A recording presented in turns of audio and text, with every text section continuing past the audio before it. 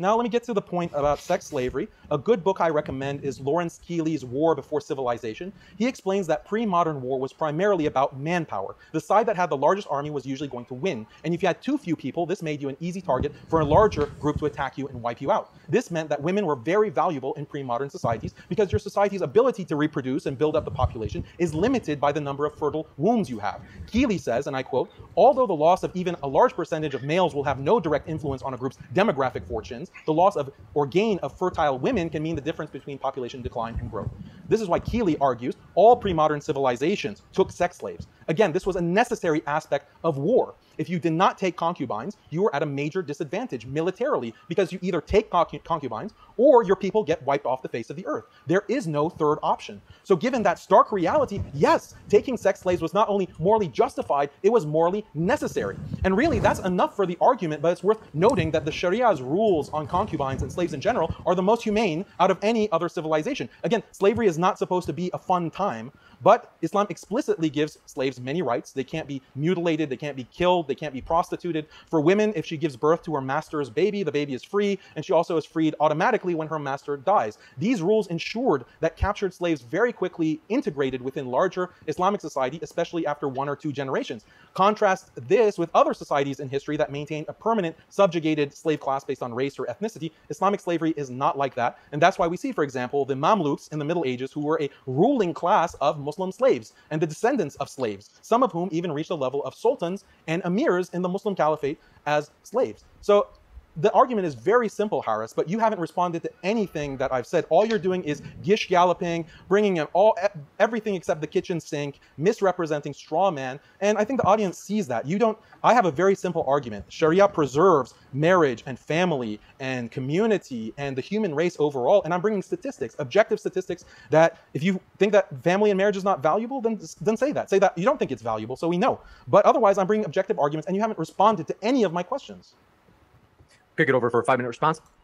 Yeah, he still hasn't responded to that. Like, I don't know if he just didn't understand the argument, but again, like from a utilitarian perspective, utilitarian morality, which presumably he and other atheists and liberals accept, you have to take slaves, sex slaves, when you conquer people. In the pre-modern world especially, you have to do that. Otherwise, you are going to be at a significant disadvantage that will lead to your extermination, your people's extermination. That is, a lot of harm that's caused by you not taking sex slaves. So that's why it's a standard policy. That's a standard policy where you have wars in the pre-modern period. And Lawrence Keeley talks, actually, if you look at Lawrence Keeley, what other people are doing, non-Muslims are doing in wars is far more barbaric than anything that Islam allows. You have people in pre-modern wars who are cannibals, right? They're cannibals in the sense that they will start eating the defeated tribe or the defeated people. They will eat the heart, or they will eat, parts of their bodies, the dead corpses. Actually, this is, we see the Mushrikeen doing this in the Battle of Uhud. After the Battle of Uhud also, this also happened where the Mushrikeen were eating parts of Hamza, radiallahu anhu, or biting at least his heart. So this is a practice that many of these mushrik people, pagan people, all these different tribes, they would even engage in cannibalism, torturing just for the sake of torture. Like, you've defeated the people, but you just want to torture the women and children, and you want to, cause as much pain and suffering, this kind of brutality. Islam does not allow any of this. Like, it's explicitly prohibited. It's explicitly prohibited in Islam to just torture people for the sake of torturing them. You can't just mutilate bodies. You can't engage in these cannibalistic actions. All of this is prohibited in Islam. And according to the majority opinion, you can't even attack any non-combatant. You can't attack any children. You can't attack any women, old men. You can't attack monks. You can't attack rabbis. You can't do that, according to Sharia. So this is, again, like just principles. War is inevitable. Islam is a realistic religion because it's grounded in reality and truth. War is inevitable. But how are you going to engage yourself in war? What kind of rules of conduct are you going to abide by in war?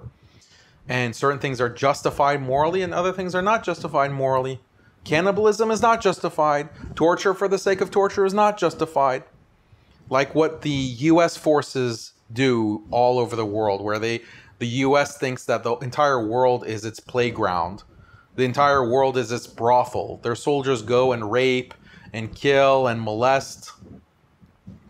These things are under the secular, democratic, liberal, enlightened West. These things are happening. I don't see Haris Sultan crying any tears about that. I don't see Haris Sultan even acknowledging it. Even when I bring it up in this debate, he's saying that, oh, these are isolated incidents. Like I'm the sadist, but this is the cold-hearted response he has when I'm bringing up all of these atrocities and war crimes. Islam is very clear. Like, it's by statements of the Prophet ﷺ himself that are recorded. So you can't say that this is Muslims just inventing something for the sake of looking politically correct and enlightened. No, look at our books, look at our fiqh. We have these kinds of humanitarian rules, these rules of justice in war. But war is necessary. War is necessary, and in those situations, in the pre-modern period, slavery was necessary, morally necessary. You have to, otherwise you're risking annihilation. And sex slavery was necessary, otherwise you're risking annihilation. Come up with a counter argument. Explain to me what's the problem with this argument? Okay, Apus and Harris and other atheists, they want to take these selective clips from the debate and say, oh, he supports sex slavery, look at this barbarian, without actually putting the argument in its entirety to misrepresent basically what I've said. But put the whole clip, put the whole 5-minute segment so that people understand, and then provide an argument to counter it. Harris, obviously, he couldn't do that because he can't think. The poor guy can't think. Well, now you have time to sit and think about it, and you can make an argument and show why this is not a practice that was justified in the past, even though all of these people practiced it. All these civilizations, all these peoples practice it. You don't take the women of the conquered tribe. If you don't take them, what is going to happen to them? What is going to happen? They'll die, okay, or they'll be invaded by other people. Other people will come and take all of these women and children and either kill them or enslave them.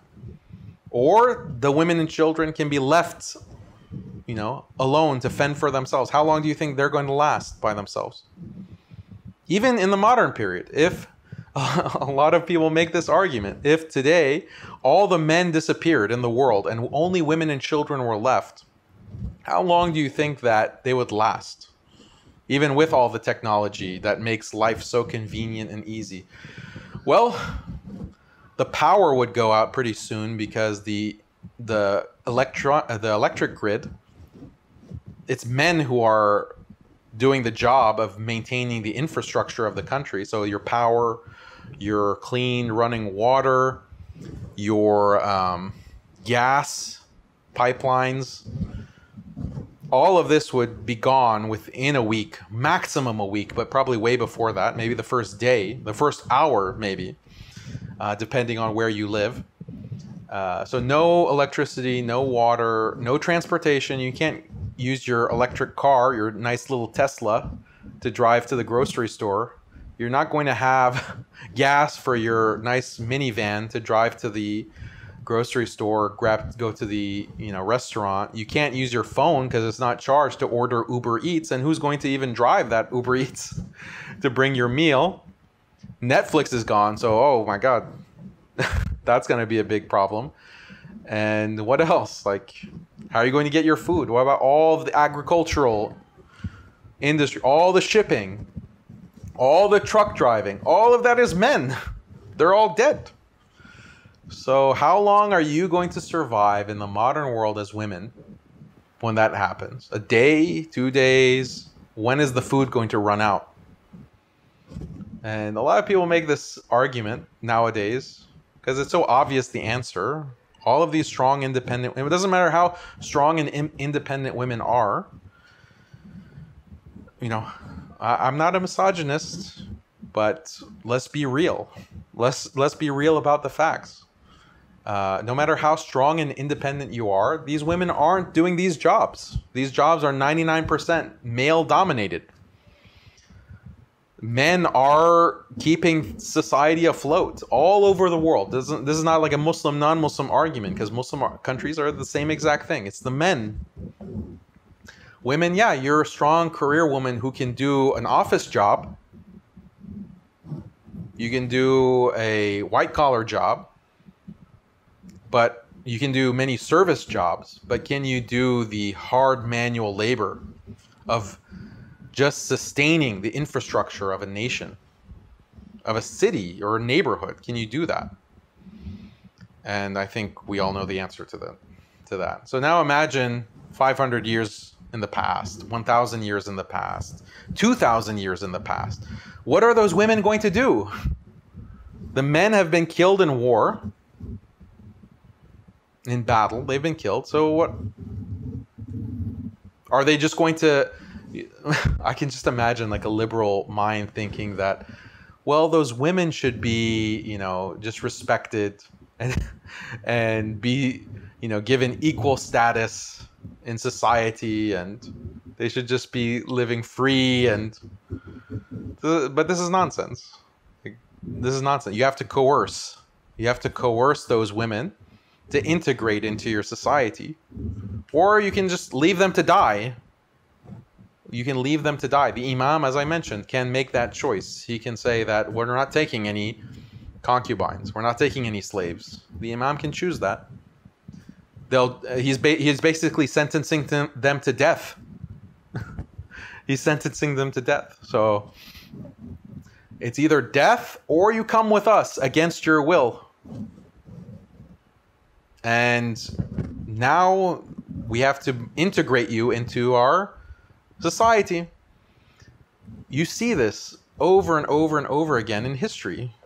And even non-recorded history attests to this, because according to, again, evolutionary biologists or some of these historians, anthropologists, they look at DNA. They look at DNA and they see certain patterns in the DNA when they analyze the chromosome of different peoples, and they can tell a very interesting historical picture of how people of the past, how population, this is population genetics, how populations differed over time. And you can see genocide literally in the DNA. You can see that in certain societies, because of this DNA record, there's no written record, there's no historical record, but the DNA shows that this society was, all the men were killed and only the women were preserved. And the conquering men kept them were mating with them exclusively. And the men of that conquered civilization was completely wiped out. So, and then the other point that I make about the difference between Islamic slavery and other types of slavery is that there was no permanent slave class. So you enter as a slave because your people were conquered. You were part of the people that were conquered. But your children are not necessarily going to be slaves. And your grandchildren are very unlikely that they'll be slaves. Your great-grandchildren are very unlikely to be slaves. They'll be equal members of society, most likely. This is very unique. This is another way that Islam is very unique compared to other civilizations, because other civilizations, the majority were ethno-nationalists. Like you're a specific ethnicity, like the Han Chinese, and you're just dominating other non-Han Chinese. And the women, yeah, you're taking the women as sex slaves, but they're always going to be sex slaves. And their children are always going to be sex slaves because that's their ethnicity.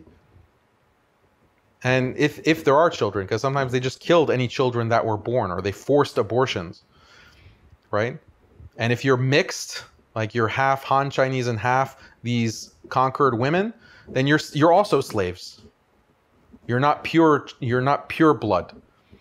So you have this permanent racial slavery that you find ubiquitously throughout these other pre-modern societies. But Islam says, no, this is not. We want to integrate. These people that are conquered, we want to integrate them as fast as possible. Why? Because Islam is this beautiful religion. Islam recognizes realities.